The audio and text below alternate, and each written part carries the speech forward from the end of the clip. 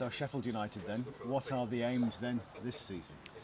Yeah, just to kind of go in, pick up where we left off, and kind of go in with an open mind and not really put too much worry about the actual aims and goals. You know, we didn't have an aim or a goal last year. We just kind of went into each game and took it as it come. And I think that's the sort of thing we need to do this year. There's no point in us getting ahead of ourselves and saying we need to finish in this position or do this or do that. You know, we didn't do it last year, and we were okay last year. So I think you know, going in with the same mentality this year is exactly what we need to do. You're one of the squad who'd played in the Premier League prior to coming here, but as a squad, do you feel as though that learning curve?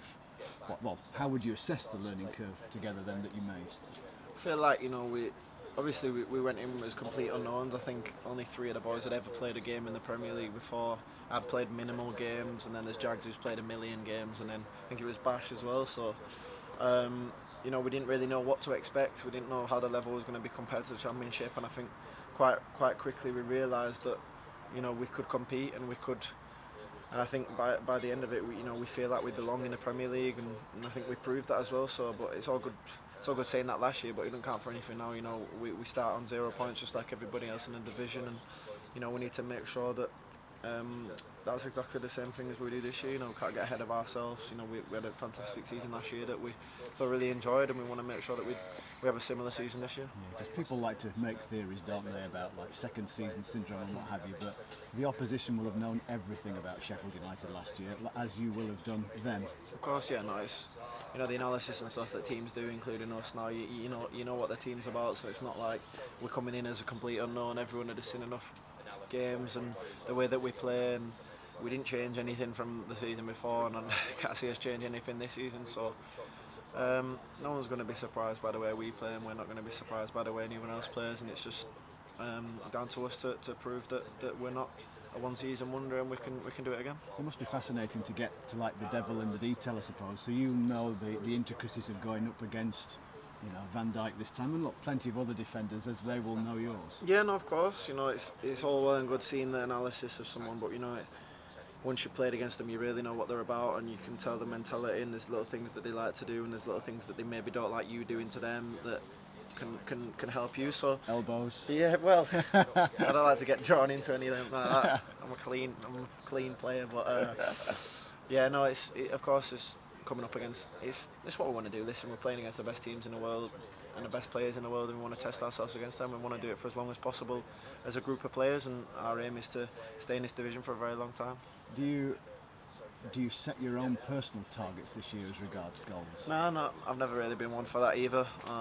It's I kind of take it the same way as the team does. Is I take it into each game and I try and score each game and help the boys out in any way I can. So I'm not really one for goals and targets, apart from to try and keep my name on the team sheet. That's my goal, is to keep my name on the team sheet every week, and then help the boys out in any way I can. And Wolves first up, just as a fixture there. What is your making of that? Because they're obviously not going to have time for too many changes either. No, you know, we know how good the Wolves are and how much quality they have in their team, and like you said, they've just finished their season. I think it was last week or the week before. So you know, it'll be tough for them, but you know, they've got a real big squad, a real good squad that I'm sure they'll be able to cope with that, and you know, we're just looking forward to it, and we can't wait to get on with it. A couple of final points from me then. Are you guys used to and then settled with VAR now and getting used to that? Well, I guess we have to be, aren't we? You know what I mean? I've never been VAR's biggest fan, but it's in the game now, I guess, to stay. So you know, we have to get on with it, and we have to just wait 5 minutes every time we score a goal, see if we can celebrate or not. And just finally then, how much are you and the rest of the lads looking forward to the fans being back, home or away? Because there were some great trips at the back end of last season that just weren't quite the same, and indeed clearly the matches at Bramall then. Yeah, definitely. You know, I was just saying on there that one of the disappointments for us last year is that we couldn't share like what a fantastic season was with the fans, and you know, they deserved it as much as us. You know, I remember games after, like particularly the Chelsea and the Spurs game at home, where we'd come back into the dressing room and obviously the boys were buzzing with such good results, but there's that tinge of disappointment as well that the fans weren't there to experience it with us, because you know, that's the sort of stuff that they deserve. The club's had some tough times, and you know, now that the club was doing so well last year, it's a real shame that they didn't get to experience and enjoy them with us. And you know, for us as players, we just can't wait for them to be allowed back into the stadium. You know, they help us as much as they get to enjoy it themselves as well. So for us, it's going to be a massive thing when the fans are allowed back into the stadiums.